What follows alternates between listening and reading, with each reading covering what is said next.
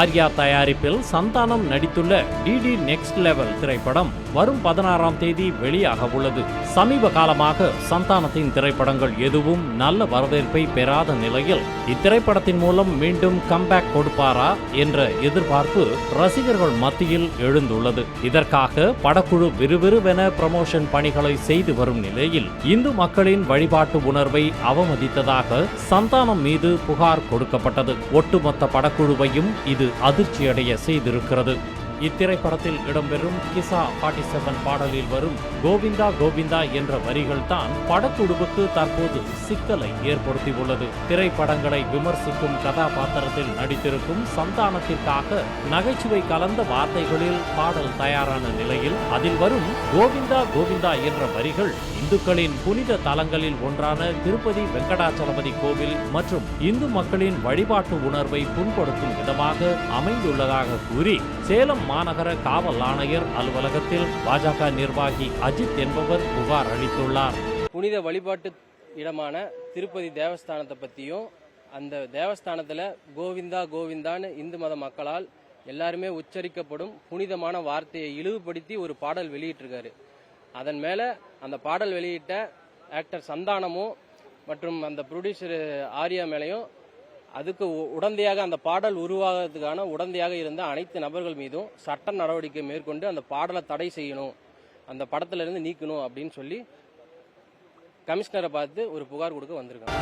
கோவிந்தா என்ற வார்த்தையின் பொருளை தெளிவாக விளக்கி கூறிய அவர் இப்படிப்பட்ட புனிதமான வார்த்தையை திரைப்படங்களின் ப்ரமோஷனுக்கு பயன்படுத்தி இந்து மக்களின் உணர்வை சந்தானம் அவமதித்து விட்டதாக கொதித்தெழுந்தார். அதோடு உடனடியாக அந்த பாடலை திரைப்படத்திலிருந்து நீக்க வேண்டும் என்றும் அவர் வலியுறுத்தினார். கோவிந்தா என்றால் புலன்களை வென்று அடக்கி ஆள்பவன், ஜீவாத்மா நிறைந்த பரமாத்மாவே பெருமோல் அப்படின்னு சொல்லிட்டு பல அர்த்தங்கள் இருக்கு. அப்படிப்பட்ட புனிதமான வார்த்தையை அசிங்கப்படுத்தியும் இந்து மத மக்களின் உணர்வுகளை புண்படுத்தியும் ஒரு பாடல் ரிலீஸ் பண்ணியிருக்காரு. அதனால அவர் மேல சட்ட நடவடிக்கை மேற்கொள்றதுக்காக காவல் ஆணையர்களை சந்தித்து புகார் கொடுக்க வந்திருக்கேன். இதற்கிடையே சென்னையில் டிடி நெக்ஸ்ட் லெவல் திரைப்படத்தின் செய்தியாளர்கள் சந்திப்பில் பங்கேற்ற சந்தானம் தன் மீது முன்வைக்கப்பட்ட புகாருக்கு பதில் அளித்தார். படத்தில் நீங்கள் திருப்பதி கோவிந்தாவை கிண்டல் பண்ணியிருக்கீங்கன்னு சேலத்தில் நிறைய வக்கீல்கள் புகார் கொடுத்துருக்காங்க. அந்த கோவிந்தா கோவிந்தா பாட்டு உண்மையிலே கடவுளை கிண்டல் பண்ணியிருக்குதா, அவங்களுக்கு என்ன பதில்?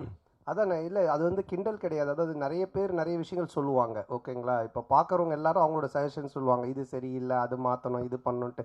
பட் அது எல்லாத்தையும் நம்ம எடுத்துக்க முடியாது, அப்படி வாழவும் முடியாது. கோர்ட் என்ன சொல்லுது, அப்புறம் சென்சார் சர்டிஃபிகேட், அவங்க சில ரூல்ஸ் அண்ட் ரெகுலேஷன்ஸ் வச்சுருக்காங்க. அவங்க சொல்கிறது மட்டும்தான் தமிழ் சினிமாவில் பண்ண முடியும். நீதிமன்றமும் தணிக்கை குழுவும் சொல்வதைத்தான் செய்ய முடியுமே தவிர போகிறவர் வருகிறவர் சொல்வதையெல்லாம் செய்ய முடியாது என கராராக கூறிய சந்தானம் தானும் பெருமாளின் பக்தன் என்பதால் தான் அவரின் பாடலை தன் படத்தில் வைத்ததாக விளக்கம் கொடுத்தார். நம்ம பெருமாளை பற்றியோ இல்லை கோவிந்தாவை பற்றியோ நம்ம கிண்டலாக பண்ணி தான் சொல்லலாம்.